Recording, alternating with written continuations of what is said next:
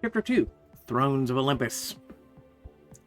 You stare at Zeus and Hera, king and queen of the apparently very real Greek gods. They stand between you and the rest of Olympus.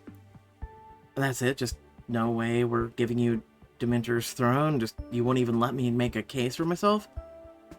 I do not recall my husband stuttering. Then who else is going to solve your life-death cycle problem? You know about that? Apollo. She has a right to know who she is and what her family is facing. I wasn't about to hide that from her. I've only known that gods and magic exist for a couple hours, but it seems a pretty big damn problem. One I can apparently fix. Surely it can't hurt to hear the godling out, can it? Aphrodite's voice fills the halls like silver music. Zeus and Hera exchange a look, and then Zeus stands up a little straighter. Fine. You can address the family. Just make it quick. Will you? We've all got our hands full. Zeus turns and strides through the halls, leading you all past wisps of cloud into a vast golden throne room. Looks nice, but not so much gold. 12 thrones sit atop the edges, with 2 atop a dais. But only one is occupied. This man slouching in it gives you a lazy salute. Huh, so this is Demeter's kid. Poseidon, Lord of the Waves, tickled to meet ya. Enough, brother. Let the kid say her piece, then we can all get on with our evening. Zeus takes the tallest throne, and Hera takes one to his left. Poseidon is already seated to his right. All 3 gods gaze at you expectantly, and you feel their power like a physical weight bearing down on you. Great, no pressure, just have to impress some gods who are as old as the concept of wheels. Flattery might help, but Aphrodite said not to be too obvious. Greetings, O mighty gods. How's it hanging? It's an honor to speak with you. I'm humbled by your gloriousness. No, it's an honor to speak to you. You bow your head respectfully and wait a beat, then you look up at Zeus as he looks pleased. Even Hera has relaxed slightly in her seat. Rare manners for one mortal born and raised. Perhaps we owe her a little patience. Lady Hera is right. Surely the godling deserves at least as much grace as you all showed me. Aphrodite steps forward, and even though she doesn't raise her voice, it somehow fills the room. When I washed onto your old shores atop the sea foam, parentless and adrift, you were generous enough to offer me a throne. Demeter's own daughter deserves even more consideration, no? Especially if she can help in search of our lost goddess. Aphrodite's got a point, brother. The kid could be useful. As the gods debate, you should glance at Aphrodite. She looks unfazed, arms crossed over her chest. Back at the mansion, she said she wasn't going to speak up for me. I wonder what changed. That's not really speaking up, she's just stating a fact. A demigod none of us have heard of before today. Never even seen visions of. You expect me to grant her the full power of an Olympian? I've got nothing against the kid's usefulness, it's just the principle of... The principle that newcomers only get a throne if you're love children, like our precious Apollo or Artemis. Is that what you meant to say, dear husband?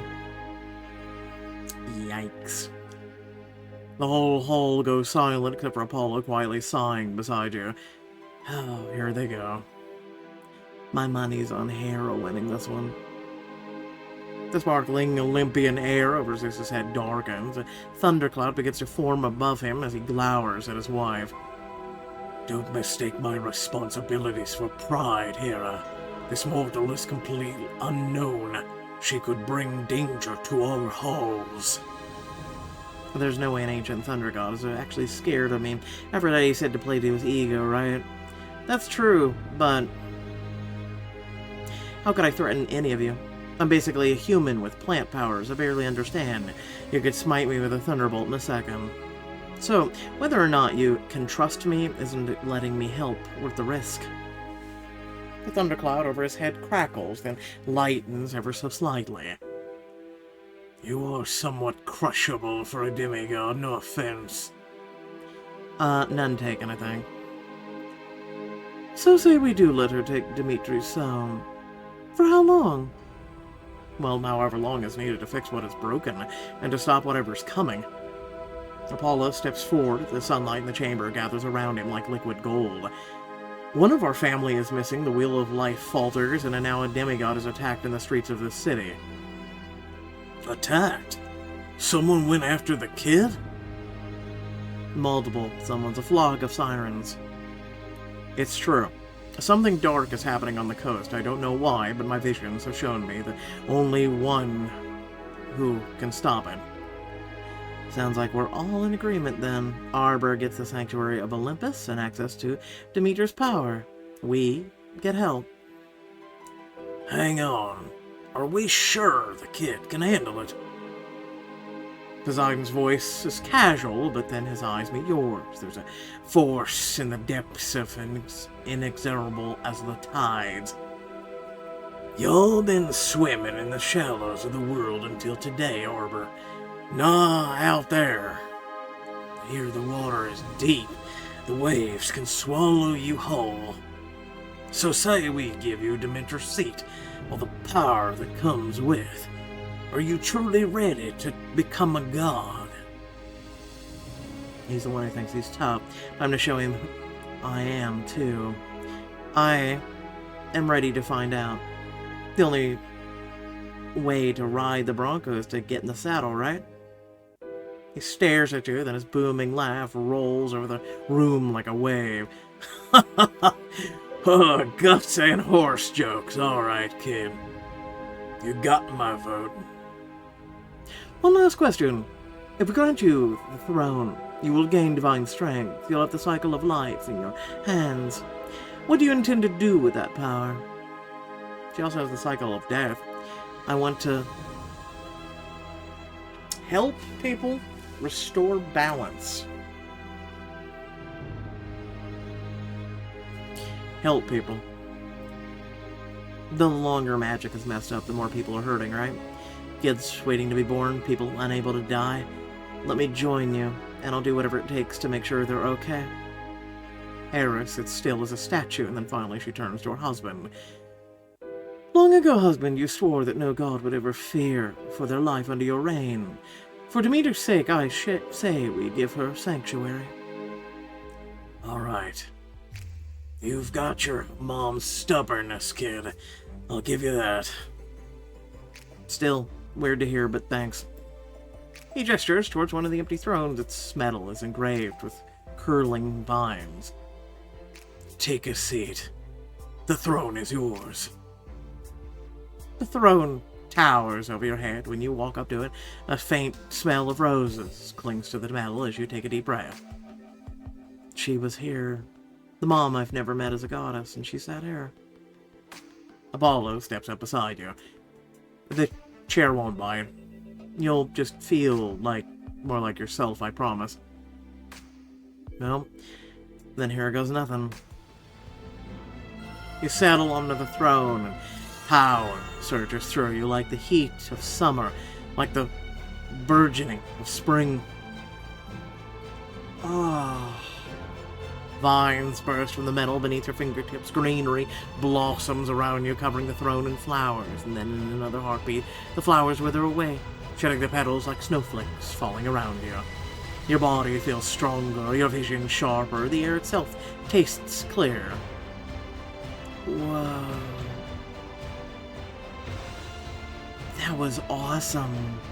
As you inhale, you feel the movement of each muscle. You're more alive than ever before. Welcome to the family, Arbor. Power suits you. As you exhale, your vision settles a little, but the rush doesn't fade. So, did I do it? Does this mean I've taken over her domain? You carry some of her power, child. Now comes the real work. I can help with the next part if you come with me. You bow to Zeus and Hera and begin following Aphrodite out of the chamber. When you pass Poseidon's throne, the sea god gives you a cheery wink. Good luck. Excited to see how you do, newbie. You bow to the elder Olympians, and then you and Apollo follow Aphrodite through the Olympus's winding halls. I feel so like I could run a marathon right now. We can wait if you want, but also we're here. She lifts a hand, and a silvery door opens along the one wall. You step into the room lined with mirrors of every shape and size. Athena, goddess of wisdom, tried scrying on Demeter a few days without luck, but that was before we had you. Now that you're connected to the well of her power, I'm hoping we can follow that connection from you. She traces a line in the air from you towards the largest mirror in the center of the room, to where she is, or most recently was. Good thinking. Athena would be impressed. Oh, what do you need me to do? Stand there in front of the mirror. Don't forget to breathe. And stay very, very... She reaches out to rest a hand over your sternum. Still. Her eyes blaze with white light, and a different kind of power courses through you. A magical cord wraps around your heart and tugs, knocking your newfound breath out of you. Focus on my breath. She said breathe. The light in Aphrodite's eyes seem to draw you in. Unable to close your own eyes, you do your best to breathe in and out. Just breathe, just breathe. I can sense something, almost... Then a vision crashes over you. White light gives way to rows of vines, then a thicket of trees nestled between two hills. Good, we're almost there. Tell me what you feel. I feel... As you stare into the shadows beneath the trees, leading into something deeper, some deeper space you cannot see, you're hit with a wave of anguish. Pain. It hurts here. There's a tug on that invisible cord around your heart, and then you're back in the room of mirrors. Aphrodite lets out a shaky breath as the light in her eyes fade. Sorry for the rough ride, but I know where to look for Demeter. That place you saw is a grove in the Central Valley, one of her seats of power. That place felt like it was hurting. That's where the connection ended. That doesn't seem like a good sign. No, it does not, although it's convenient. You'll need a strong connection to the earth to fix the cycle of life and death. There's a powerful one there. So we can solve two problems with one grove, hopefully. You turn towards the door and have to catch yourself on a nearby mirror.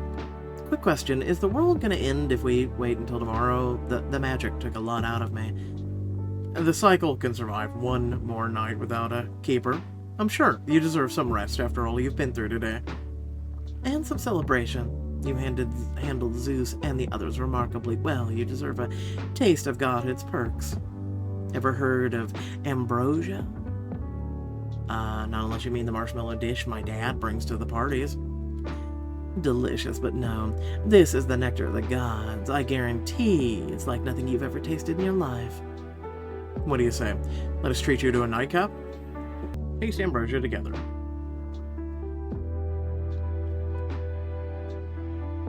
We'd be happy to, and I think you'll like our bar. He and Aphrodite lead you into the Art Deco lounge. A piano is playing soft music to itself on a stage, and the windows look down over Los Angeles from an impossible height.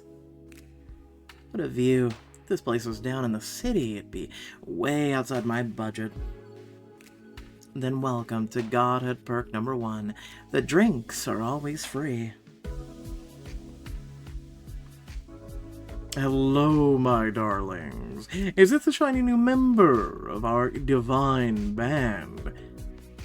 Glowingly handsome man waves to you all behind the bar. He slings a towel over one shoulder as you all walk over. This is Ganymede. Meet Arbor.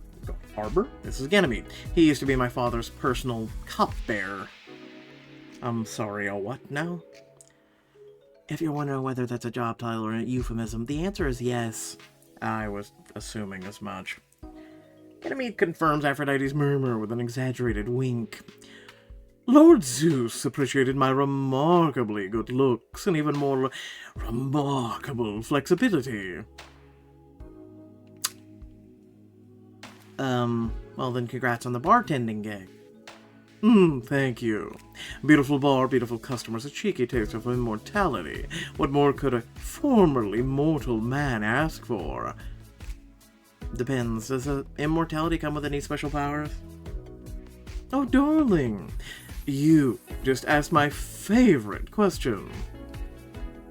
He starts milking himself and making the ambrosia, I'm out.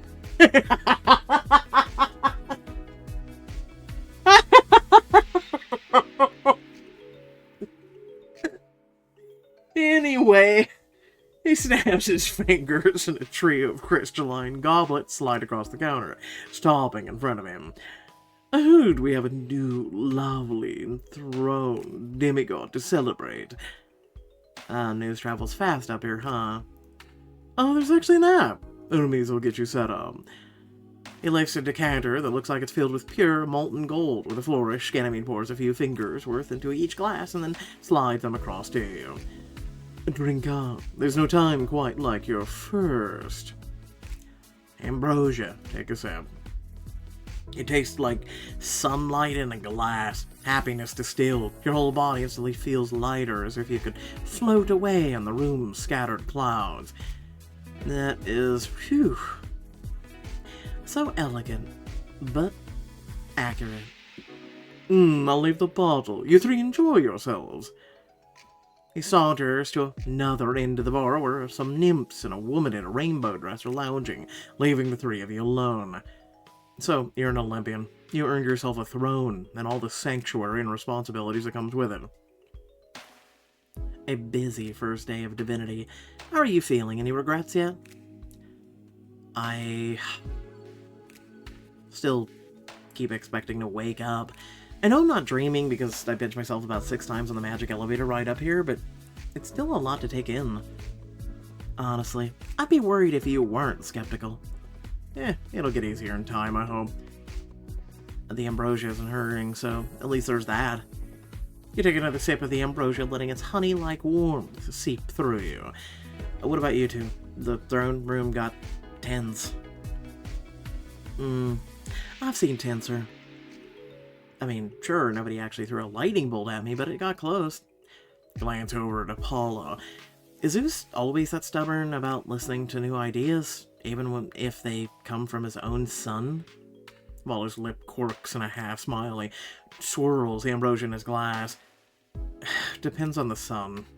He and Hera listen to Ares a great deal these days. The god of war is descended from both of them, so I can't blame them for being partial. But me, Zeus thinks I'm too much of an idealist. And that's a problem? What does he want you to be like? Practical, less invested in mortals, more invested in rebuilding our worship with the unknowing public. It's a big pantheon. Doesn't he have other people for that? Apollo chuckles and lifts his glass to you. That's what I keep telling him, but thanks for not taking a side. Well, Zeus didn't swoop down from Olympus and sunbeam blast angry sirens out of my face. You're the one who I owe for that. Don't take this the wrong way, but your family seems complicated. That's an understatement of the millennium. It's not personal. For what it's worth, they've always been prickly around newcomers. Newcomers like a goddess of washing, or love washing up on their shores with a sea foam. Was that story true? Yes, on both accounts. Zeus and Hera gave me a seat on Olympus right away, but I only really became family after I married their son, Hephaestus.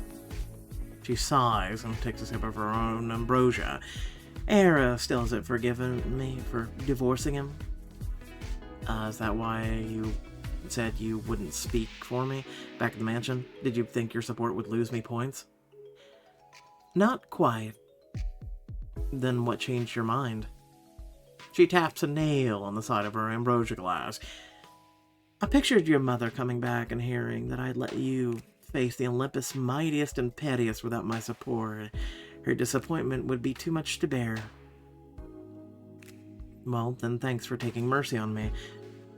Well, I didn't think becoming a scorch mark on the throne room floor would suit you. She lifts her glass. to our new godling. Amber. Or Arbor. Wow, Amber. Ooh, Brain. Hi, how are you?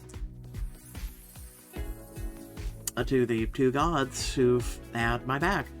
Maybe I should have named her Amber. I don't know. You take one last sip at the ambrosia, feeling steadier than you have since the first siren walked into your shop. Thanks for all of this, ambrosia included. It really makes you feel like you're on the top of the world. Of course, if there's anything else I can do to get you settled, just ask. You don't have a spare room up here, would you? Or an Aphrodite exchange a look. Funny you should ask. We have one that you might like. They guide you through more of cloud-strewn halls to a door with a wreath engraved on it. These are Demeter's chambers when she's here. Oh. I know it's not the same as meeting her, but until she's found, we thought this might help. Thank you. That you've both been lifesavers. I don't remember intervening in any siren attacks. But you spoke up for me with Zeus and Hera, and neither of you had to do all this for someone who you didn't even know existed a few hours ago. So, thanks, seriously. No thanks needed. I'm just glad you're in one piece. That's just one of the nicest things about joining a pantheon. With softies like our sun god around, you aren't in it alone. She gives your shoulder a gentle squeeze and heads off down the hallway with a wave. Apollo bows his head slightly before doing the same. Good night, Arbor. Sleep well. You take a deep breath and then step into the room of the mother you never met. Instead of bright, cloud-filled halls, you find a rustic bedroom. Moonlight, or something like moonlight, filters in through the branches, swaying outside the window. Huh. I guess when you're a goddess living in a magic demi-plane, you can make it look like anything you want. Thriving plants spill out of the pots along each wall. You brush your hands against one of the leaves, and they flutter beneath your touch. My mom lived here. Slept here. Guess Dad was right about me inheriting her green thumb. Did you know who she really was, Dad, or would all of this just sound like a fairy tale to you, too? You pull out your phone and stare at his number in your contacts, but before you can decide whether to hit call, there's a knock on the door. Hello? You open it and a woman in the doorway gasps with delight. You are still up. Oh, thank goodness. I'm Hestia, goddess of the earth, and more importantly, your aunt. Oh, hi. No one told me I have an aunt. Aunts, plural. Hera and Demeter and I aren't technically sisters, more like a coven of goddesses from the spirit Gaia's lineage. But all that mumbo-jumbo makes me your aunt as far as I'm concerned, and I'm very, very happy to meet you. May I give you a hug, dear? I love a hug. She immediately wraps her arms around you. Her embrace smells like candle smoke and fresh-baked cookies. That's an interesting smell. Welcome to Olympus, Arbor. I wish we'd known about you sooner, but it warms my heart to meet you. It's nice to meet you, too. I never knew I had this much family. Never mind family in high places. Laughing, she finally lets go and takes a step back to get a good look at you. Her warm eyes get a little misty. You don't quite have her look, but there's a way about you. You feel like her, almost more than half your half-sister does. Half-sister? How many more relatives do I have? Just Persephone and your mother. And unfortunately, Persephone is away right now, but you've got me. She gestures around the room, smiling as she takes in what are clearly familiar surroundings. I may not be your mother, but I'd be happy to tell you about her life here. Answer what questions I can. Tell me your secrets. Well, I'll take any answers you've got. She loops an arm around yours and smiles, giving it an affectionate pat. Well, then let's see how many she's left for us. She guides you towards a sitting area along one wall where a rustic chair sits beside a wooden table. Take it from a goddess of hearth and home. The thing people keep closest tell you a lot about their hearts. The table has another potted plant, but beside that you see a weathered book and a glass chalice full of fruit.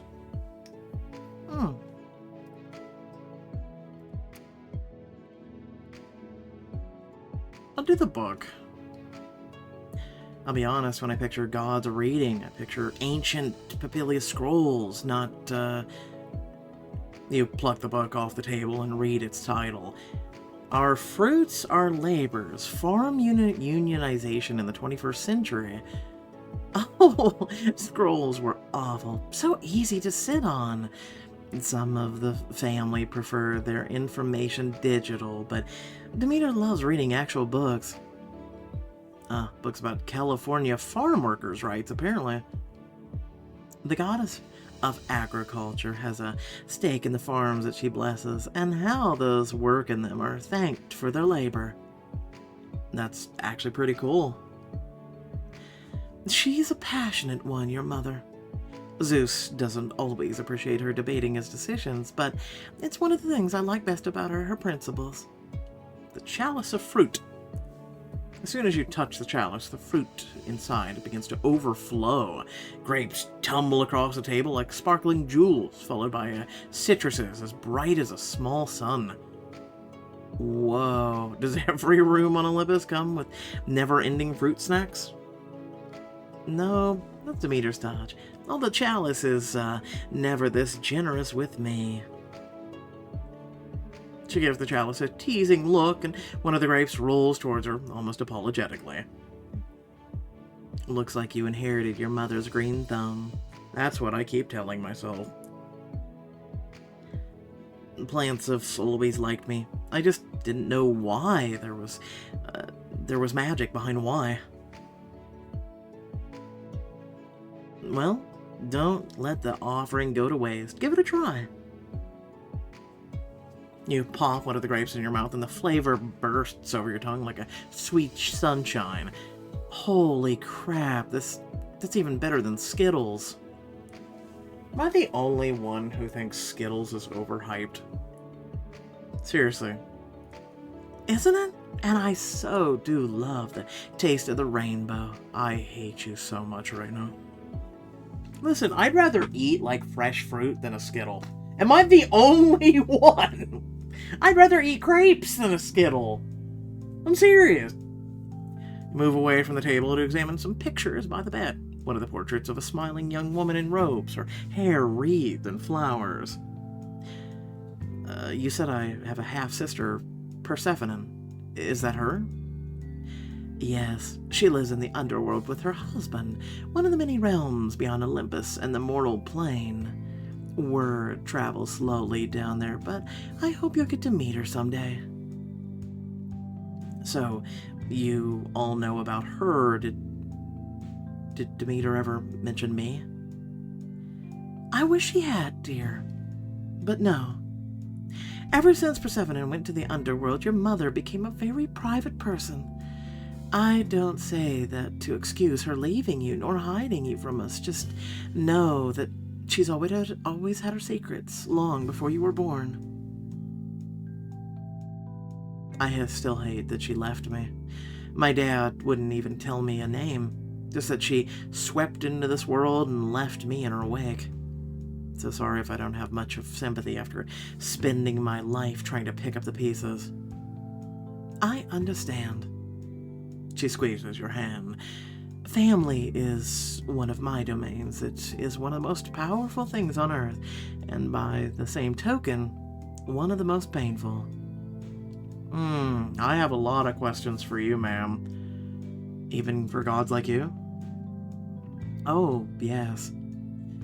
Back when the world was young, our own family, the ancient titans who gave birth to my generation, tried to kill us. Their own children? Why? Fear for some, jealousy for others. It was bad. that time, Zeus and his brothers were nearly killed by their father. Hera and I struggled to keep Earth itself from dying. And your mother fought more bravely than any of us. Without her, we would have been lost. What did she do to save you? It was her idea that helped us forge a weapon to end the war. It took all three of the goddesses many months working in secret to craft it. But it worked. Zeus defeated his father. The other titans surrendered, and we survived, all thanks to her. She sounds like one hell of a goddess. She is. And that same power flows through you, my dear. She plucks a small frame photo from a high shelf and holds it out to you. The image is blurry, clearly taken by an old camera. You can't see the woman's face clearly, but she's smiling, and she's holding a blanketed bundle that you recognize. Dad has dozens of embarrassing baby photos of me in that blanket. A blanket she made for you. By the look of it, I'd recognize that stitching anywhere.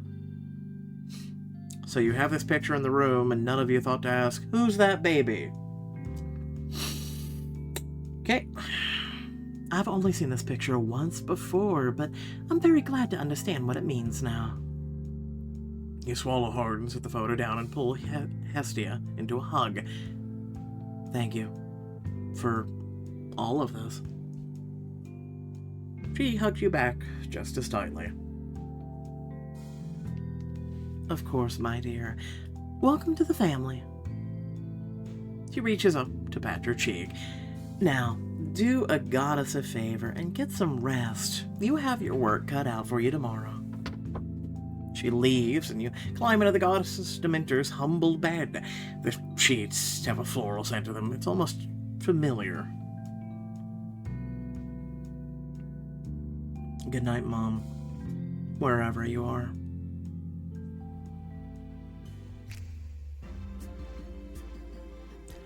In the morning, you wake to the sunshine streaming in through the windows. Well, that was the best sleep I've ever had. If that's a god thing, no wonder Olympians look so good. Outside, you find Apollo, Aphrodite, and Hestia waiting for you. Good morning, dear. I wasn't sure if you preferred tea or coffee, so I made both. What kind of tea? You take the steaming mug she passes to you. Thanks. Are you all coming with me to the Grove? If you'll have us, yes. It could be dangerous. I wanted to offer some backup. Until your mother is found, I still owe her a debt. And plus, the ritual is one of my domains.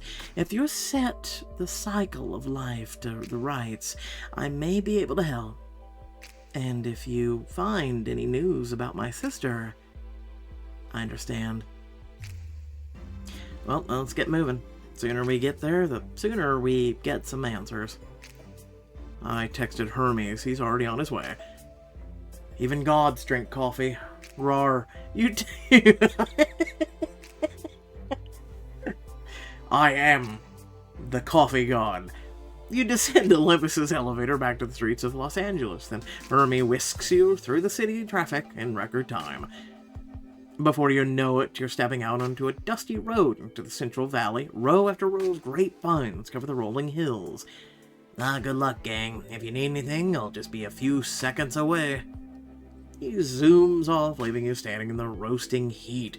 You see a few people trimming the vines, occasionally stopping to wipe sweat from their brows. Is it extra hot this summer, or is it just me? That's another symptom of Demeter's absence, actually. It may not be as urgent as restoring the cycle of life and death, but she also turns the seasons from summer to winter. So, if this ritual doesn't work, and summer never ends, we'd better find this grove then. It'll be hidden from sight to keep mortals from stumbling across it. He nods towards the workers. You pass as you stroll between the vines. But you're part of Demeter's lineage. It might have a connection to you. Well, let's see if I can find it. I'll focus on the roots close to me, the painful feeling from yesterday, and not anything that feels familiar. I'm gonna go with anything that feels familiar. I wanted to go with the roots, though. You concentrate, trying to tap into the power that's been flowing through you since you sat at her throne. If I have some of her power, she's been here before. This place should feel familiar, right? When you close your eyes, you feel a faint tingling beneath your feet. You take a step towards that feeling, and sensation grows stronger. It's that way, towards those scrawny trees on the hill. I just have a feeling. Free God tip. Never underestimate the power of a feeling. As you follow the feeling towards the distant strand of trees, you glance at the gods walking alongside you. So, is this place we're going to one of her seats of power? Do you all have spots like this hidden in plain sight? You visited mine last night. It might look busy, but trust me, it is invite only. And I have a sanctum in the Hollywood Hills. Although if you ever been to the Greek theater, I have more influence there. Interesting. Do you ever play at the Greek? So who gets the invites to your parties? I'm gonna go with you ever play at the Greek. Not these days. I just give a little inspiration to anyone who steps onto that stage. I keep begging him to book a concert, but no luck. He always says he's busy. I am busy. Too busy to put one set list. Just please, at least promise me you'll do one before the end of the century. We'll see. What about you, Hestia? Oh, I don't have anything as dramatic as Aphrodite's mansion or Apollo's place in the hills. I have a little bit of power anywhere there's a warm fireplace or a family gathered around a meal. That's more than enough for me. Well, we're about to see what her seat of power looks like. You reach the shade of the strand of trees and the illusion dissipates. Suddenly, they aren't scraggly at all. You recognize the towering trees from your vision. Careful, we don't know what could be waiting in here. You inch slowly through the trees and step into a shaded grove that has been torn apart. The earth is rent with signs of struggle. Several trees lie broken, toppled. Others bear heavy scars across their bark. Good gods. Oh, sister. What happened to you? Damn. This is even worse than I imagined. The pain you felt in yesterday's vision is even stronger as you stand there. You rub your chest, wincing. I didn't think she would be hanging out waiting for us, but this is bad. Very, very bad. Apollo runs a hand over one of the damaged trees, frowning. Its torn branches don't belong to any of the trees. There were dryads here, wounded in the struggle. Why would any tree spirits want to harm Demeter? She's always been friendly with them. You spot a flash of color among some of the tree roots stamped into the dirt, and your heart goes cold. No idea, but tree spirits weren't the only ones attacking this place. Siren. Sirens were here, and the sirens came after me in my shop last night. Doesn't feel like a coincidence, but neither sirens nor dryads could do that. He nods towards the large gashes in the ground, the couple of trees that have fully been split in half. Apollo's right. Someone very powerful came after Demeter here, and if someone is attacking gods, we could all be in danger. Okay, important question for the newbie in the grove. How much danger are we talking about? Can gods die? I mean, were you not paying attention when literally and figuratively they had to fight for survival against the Titans? Do you not pay attention? They all glance at each other. The grove is eerily silent for a few seconds too long. None of us ever have. Not permanently, but if you ask our other pantheons, yes, it is possible. Yeah, Kratos says hi. Great. Then we really need to find out what happened here. You brush your fingers over some of the fallen trees. Some of the bark heals a little under your touch, and then your vision goes hazy. Whoa. What is... For a split second, you see double. The tree is shattered on the ground, and it's standing strong, with a healthy grove around it. Then you shake your head dizzy, and the double image clears. Hestia staring at you, her eyes bright. Oh, so you can sense it. Sense what? What was that? Some gods are capable of what we call psychometry, the ability to see the history of objects or growing things. If you can tap into that sense memory, the plants here, they may know more of what happened. But first, I'll have to show you how to access it. This is your first ability. Yep. Show me how to use it.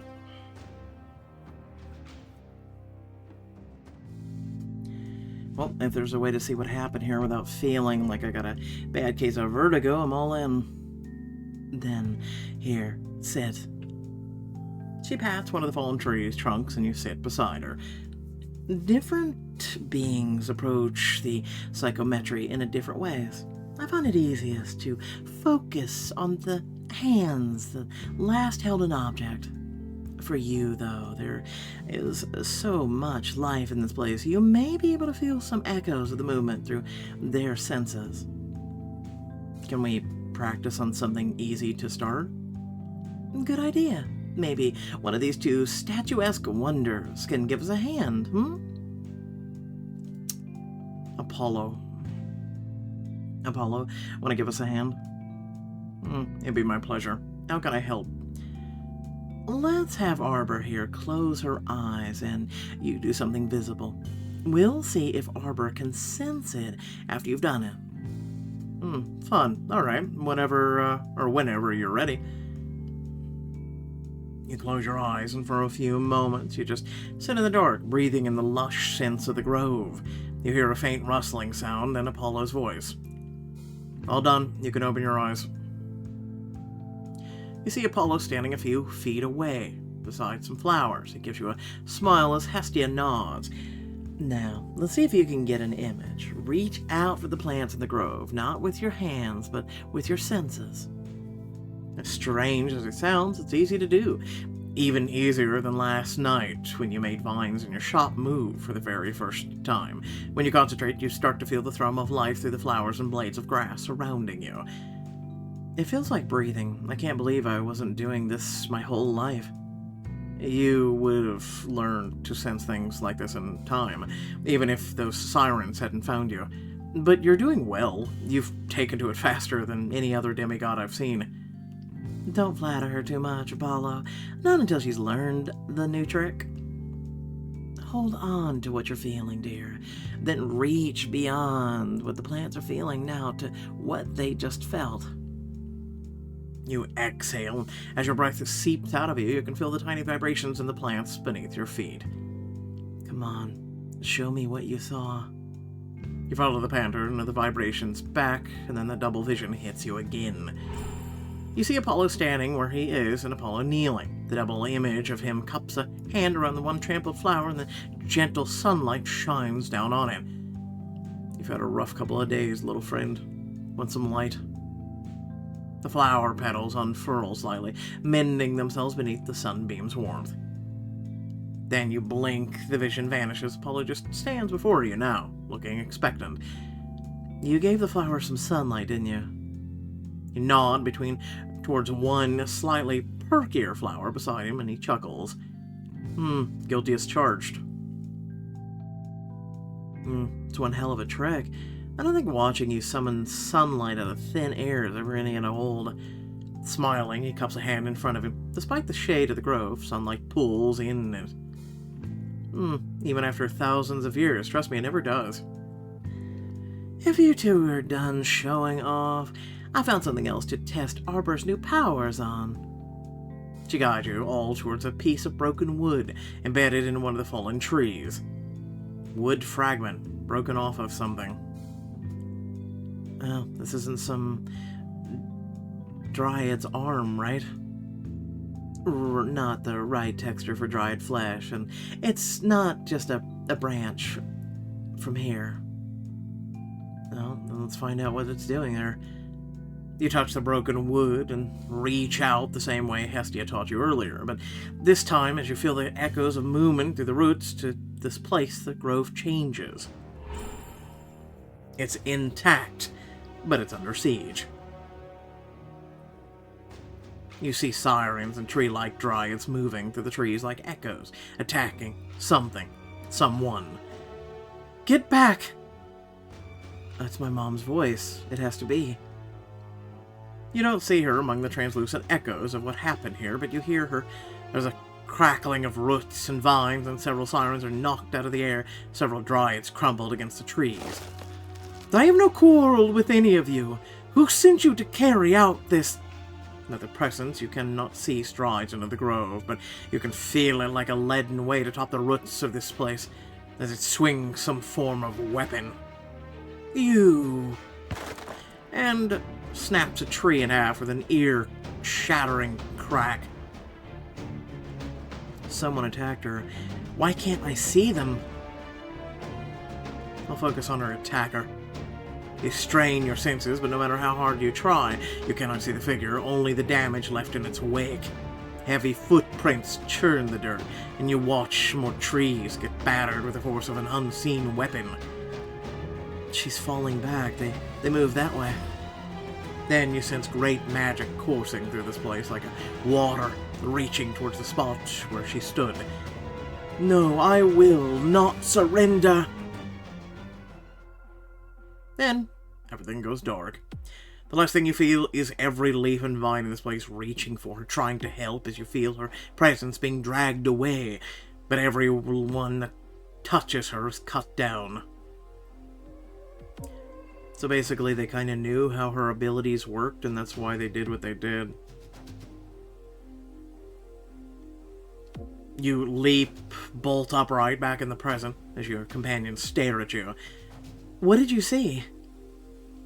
Someone was leading the sirens and dryads here. Someone powerful, someone she recognized. They did some kind of magic to subdue her. She was alive when they dragged her away. You point towards a gap between the trees where the furrow runs through the dirt, then vanish. Oh, sister. Hestia kneels beside the furrow in the earth as tears run down her cheek. Well, at least we know for certain that she was left here alive. It's more than we knew before. I'd love 5 minutes alone with whatever God's forsaken asshole hurt her. I'm sorry, I couldn't see her face. Anyone going after the goddess likely has had protections upon them. You've done plenty, dear.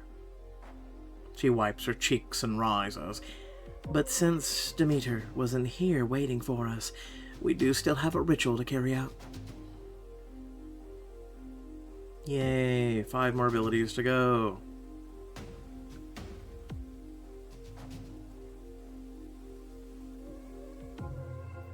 Right. We'll need some herbs. Can you bring me a few sprigs of pennyroyal? It's the flowers by that tree with the clustered purple petals. I know. I've been working with plants since I was a kid. She smiles as you carefully pluck the flowers by the roots and bring them to her. You really are your mother's daughter. There's a puff of smoke as Hestia summons a ceramic bowl into one hand and a small vial into the other. As she pours honey and wine into the bowl and mixes in the pennyroyal, she begins chanting aloud. Root and leaf, see this one who comes among us and know the blood she bears. Grant her the thread that binds you to season and soil, beginnings and ends. Let her touch the great wheel. There's a whoosh of energy, and then the bowl is gone. In its place, Hestia clutches a small flask. Aphrodite claps. She always makes potions look so easy. I take it that's for me. Yes. This is a potion we call Kakian. Drinking it will begin the ritual, but it will be difficult for the mortal parts of your body to stomach. Right. Then let's get it over with. You take the bottle from her hands and glance around at your new allies. You can do this, Harbor. We've got your back. Just try not to pass out. I'll do my best. Bottoms up. Maybe it'll taste good, like green veggies. You lift the bottle to your lips and drink, and your head immediately starts to spin. Your stomach twists as magic billows through you in nauseating waves. Your body immediately wavers, but you catch yourself on one knee. Estia kneels beside you, placing a hand on your shoulder. Just breathe. Reach for the power that lies beneath this place. It will connect you to the Great Wheel. Instead of trying to rise, you dig your hands in the soil, gritting your teeth. Hey, magic, want to help me fix you? You reach out through the 6 sense you've had since those sirens broke into your shop. But, just as you feel something reaching back towards you, footsteps thunder through the trees. Dryads and other wooden creatures surround you, led by an axe-wielding minotaur. Sorry to bust up the party, but we can't let you do that. He stamps one hoof and levels the head of his axe right at you. Take that one out. Yeah. Okay, anyway, without further ado, thank you all for watching. Please leave a comment letting me know what your thoughts are. Leave a like if you did enjoy, and make sure to subscribe if you haven't already. Aside from that, it's interesting, right? I know a lot of people are typically into the Pantheon thing, especially, as I recall, there's quite a bit of that stuff on RC. And a lot of people talk about it, and I was always a little bit fascinated by it. And then, when I was younger, and then I kind of dropped out of it, right? Because you don't have time for fairy tale existences of mythical gods that may or may not exist, right? So, at least for me, I didn't, right? And so I picked up God of War, right? I never played the OG ones, but I played God of War and then God of War Ragnarok. And so I started getting into that stuff. And I'm like, wow, this is a great way of kind of like teaching kids or adults even about the pantheons and different gods and different, planes of existence and things like that. And so I actually started getting into that stuff once again. Not like super seriously, but kind of enjoying it. And so yeah, no, if you're ever wondering if I've played those games, those are up on the channel too, so feel free to check those out. But I did enjoy it, right? And like I said, Kratos says hi. So yeah, no, that is like I said, I don't know if Hercules is canon. That is one good question, right? So he was a demigod. He never became a full-fledged god, at least not that I know of. If you go along with the whole Disney shebang, and then the past stuff too. There were moments of him embracing his godliness, right? Especially to go down into the underworld and to deal with Hades, and then also to save people and things like that. And that's one of the things that made him a hero and a god, was his will to self-sacrifice and to do for others. So yeah, anyway, once again, thanks for watching. Let me know your thoughts. Catch y'all later. Peace out.